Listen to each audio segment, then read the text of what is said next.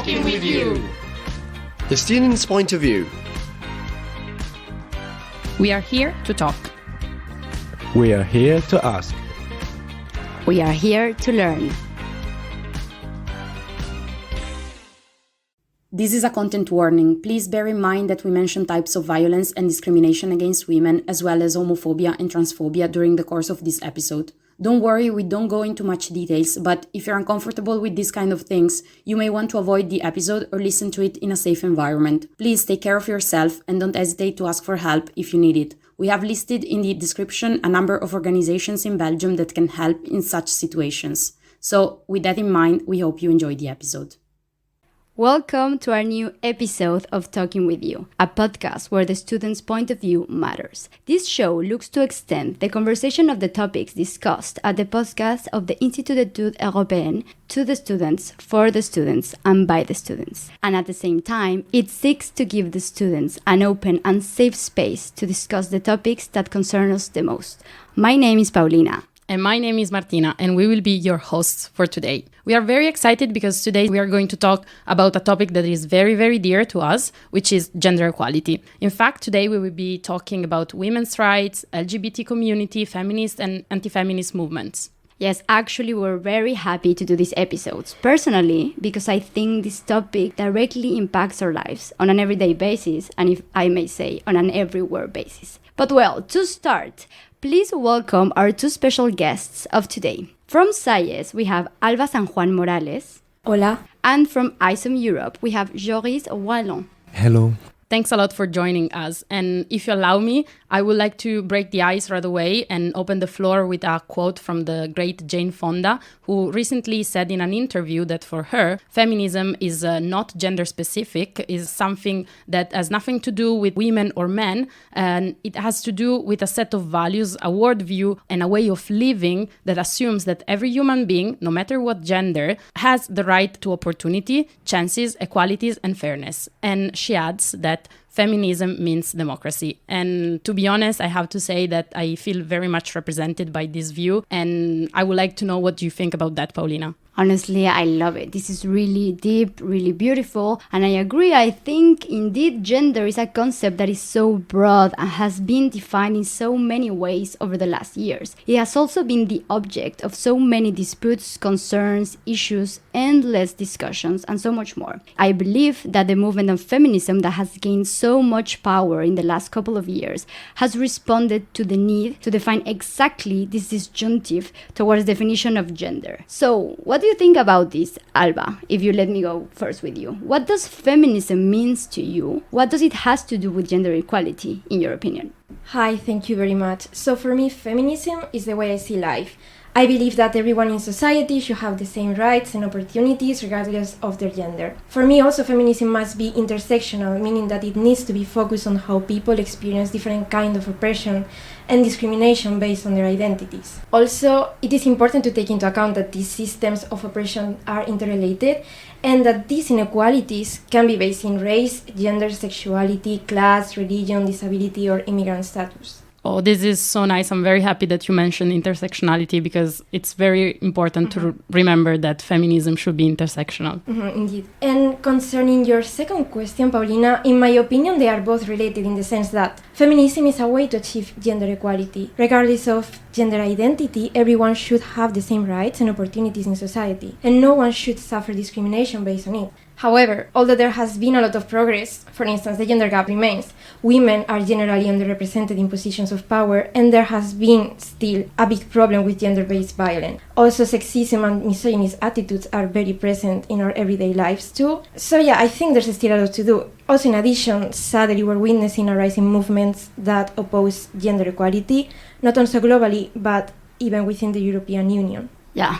Sadly, it is true, and I couldn't agree more. No one, no matter based on what, should be discriminated. Also, there are groups of people who are trying to undermine the rights and freedoms of women, the LGBTQ+ community, immigrants and other minorities. We can see these effects in the case of the first two, with the restrictive laws on abortion in Poland, or the LGBTQ plus free zones, the ban on same-sex marriage that still exists in various member states, etc. So in my opinion, I believe that we need to take this situation very seriously and act on it in order to stop this backsliding in our rights. Also, far-right populist parties, the Catholic Church and other conservative actors have been promoting anti-gender discourses, and this is very sad to witness. And as again, our society is progressing a lot in terms of achieving equality. So yeah, I think that this really poses a threat in this path. Well, I couldn't agree more. I'm Italian, so you are not mentioning anything new to me, unfortunately. And what about you, Joris? What do you think about that? Yes, thank you very much for the very interesting question. I will go the same way as Alba here. I think that feminism is extremely important in our societies. The issue of gender equality, as well as equal rights and opportunities, is central on how we are able collectively to evolve and build a more caring and inclusive society. Mm-hmm. I do also join Alba on the need to view feminism from an intersectional point of view, since identities are interlinked and deep social factors that are, in my opinion, constructed through life and through time, as well as through social interaction. It is important to address issues such as feminism and any other type of inequalities or asymmetric social dynamics in a holistic way, in my opinion. To me, this is the key to be able to understand the social, political, economic, but also symbolic situations of the different identities that are exercised in our societies, and this is a first step to provide answers, solution to the systemic problems that these people are facing. I completely agree. And if I may go further, when we're talking about feminism more precisely, Alba already underlined that the road is still really long to achieve gender equality. And if it's true that progresses have been made, can we satisfy ourselves until effective equality is reached in a future where women do have the same opportunities, social situation, rights and safety as men?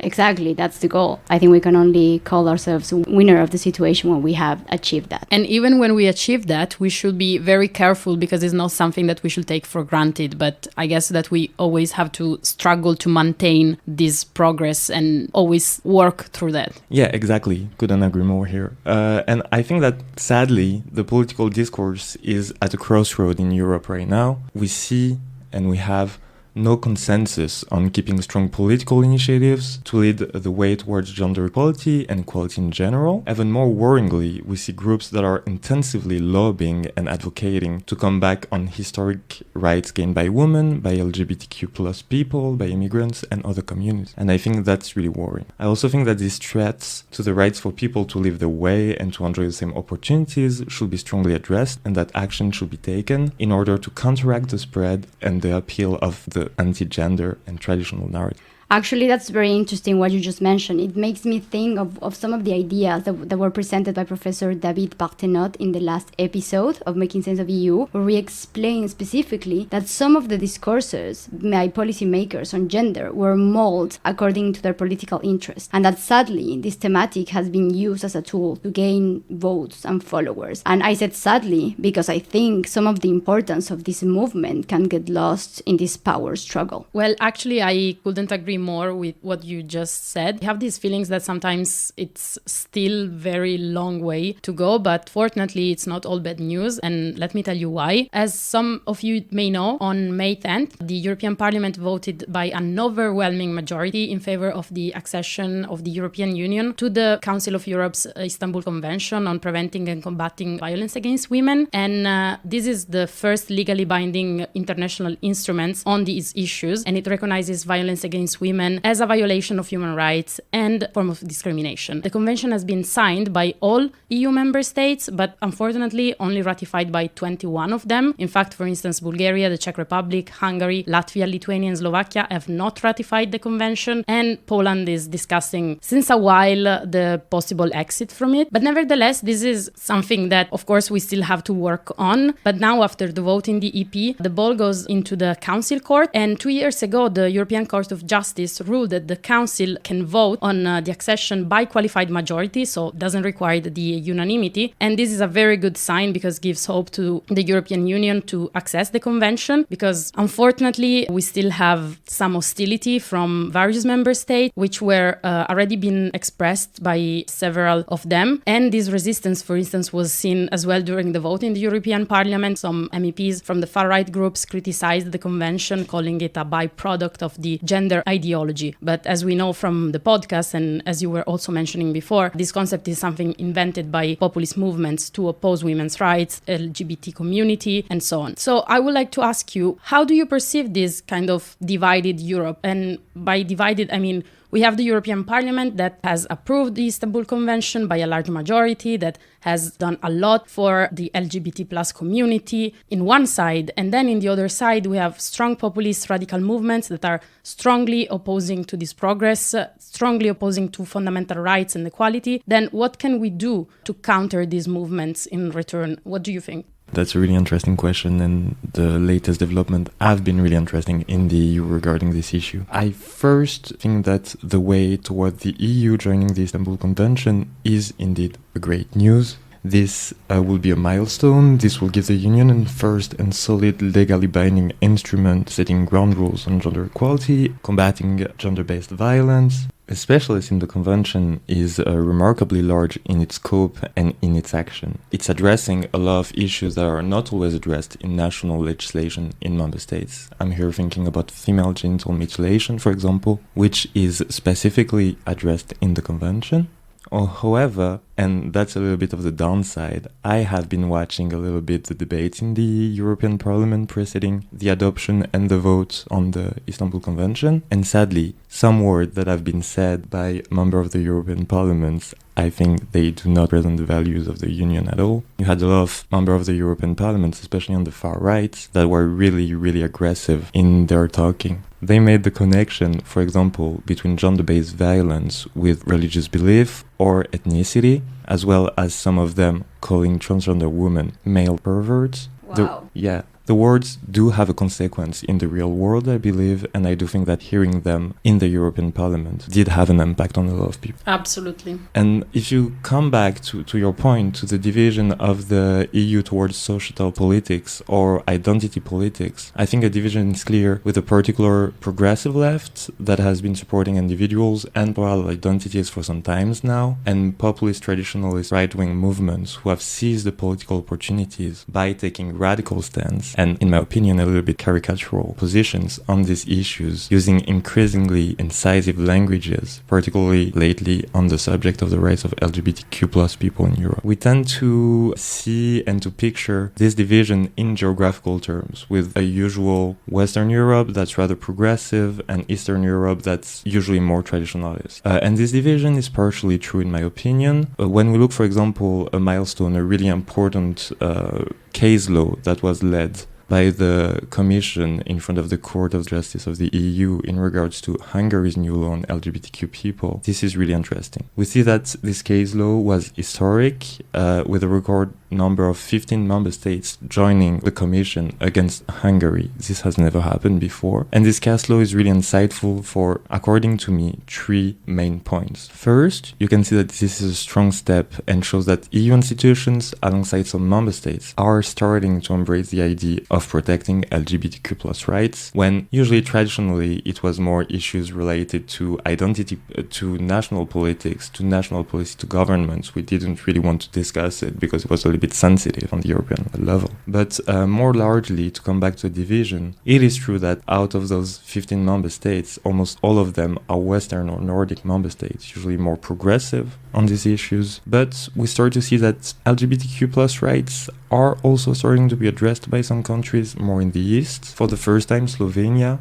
for example, joined a case law on such an issue, and a lot of discussion were going about Czechia on whether they will join or not. And more largely, not only about this case law, Czechia and Estonia are said to legalize same-sex marriage in the coming months. So I do believe that there is still hope. There is a path for progress here, and that progress is slowly on its way, and that the division is not really geographic anymore, but rather ideologic, with, far right and extreme rights movements that are indeed developing a rhetoric, a narrative, narrative that is particularly harsh on LGBTQ plus people, and the other spectrum of the political arena that is rather supportive on these issues. And even in Western Europe, in champions of equality such as Sweden, you have far rights movements that go on TV and that just talk openly about how this is insane for drag queens to do reading to children, and how women's rights are not really important. What's important is immigration, and if we kick the immigrants, then women's rights will be protected. I think that's really concerning. Indeed. Very, very interesting. But now we would like to hear you, Alba. What do you think about this topic? Well, I absolutely agree with Joris. I think that the fact that the EU joined the Istanbul Convention is great news. It is in fact a very important step to protect women. However, this division and the fact that some member states do not want to ratify it is so concerning. The rights of women and victims who have experienced physical or sexual violence cannot be put at risk for anti-gender ideology. I totally agree. But well, now, as you all know, we collected some questions through our social media to discuss it today with our guests. Let's hear the first one. Many people are not able or willing to recognize gender-based violence as a specific category of violence rooted in the patriarchal system. What do you argue about? In your opinion, how can we spread awareness about the causes and features of gender-based violence? Alba, would you like to answer? Yes, first of all, I would like to say that gender-based violence is a real and particular issue. This kind of violence is directed against someone because of their gender, and it tends to be related to violence against women because the majority of victims are indeed girls and women. This violence can be physical, psychological, or sexual. I think we can promote awareness by, again, fostering education on the issue and promoting discussions and reflections on the topic, encouraging mobilization, for instance. Besides, institutions, governments, national and regional authorities, as well as NGOs, have a key role in helping consciousness and preventing gender-based violence and helping also victims.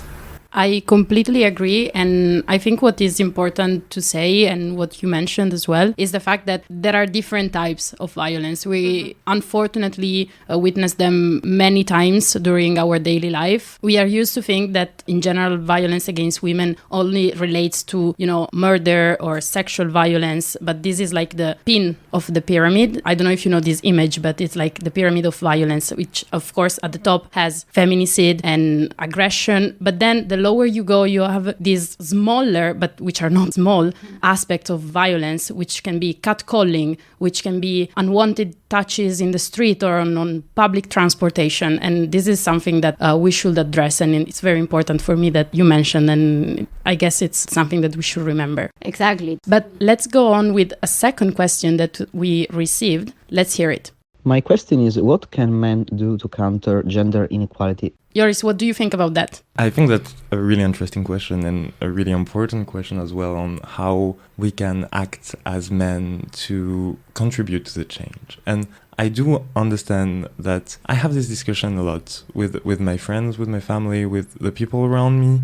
And it comes back all the time. For example, they say yes, there is discrimination and inequalities with women, but for example, men, they have a higher suicide rate. And let's think about this. This is an inequality that is bad for men because men are dying from that. But why are men more likely, in my opinion, to kill themselves? Is because we live in a society that is ruled by patriarchy, and by definition patriarchy assumes that men needs to be strong and therefore they should not have any weaknesses, and that the thing that also makes not be able to handle the weaknesses. And I do think that this situation is also something that we need to address. We need as men to recognize that being a woman in our society is way much more difficult than being a man. That's a fact. But we also need to realize that if we address the issue of gender inequalities and we try to solve them, it will help men as well in their lives to live in a safer society, in a more caring society, and in a better society overall. Absolutely. I really couldn't agree more, and I think men are also part of the problem of the victims here. So we shouldn't forget that the gender inequality is looking to protect all people, no matter how they identify or how they manage to or they decide to rule their lives. Absolutely, and as we were saying at the beginning of the episode, feminism is not gender specific, but is a mean to protect everyone. Totally. But unfortunately, we have reached the end of this transmission. I know we could spend hours talking about this subject. So before we go, I want to thank our guests for being here today, Joris and Alba. Thank you. Thank you very much. And thank you all for listening to one more episode of The Student's Point of View. Until next time.